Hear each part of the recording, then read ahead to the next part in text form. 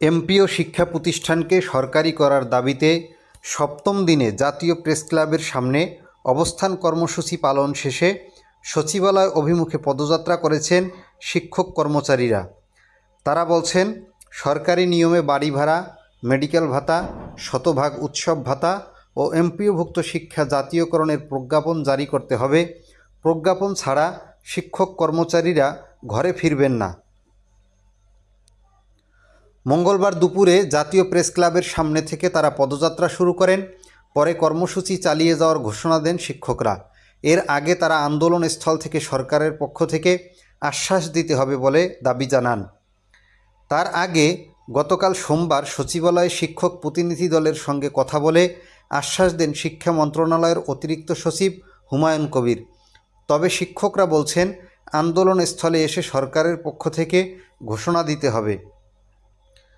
এর আগে গত 12 ফেব্রুয়ারি থেকে এমপিওভুক্ত শিক্ষা জাতীয়করণ প্রত্যাশী জোট ঘোষিত এই কর্মসূচিতে দেশের বিভিন্ন প্রান্ত থেকে শিক্ষকরা অবস্থান নিয়েছে।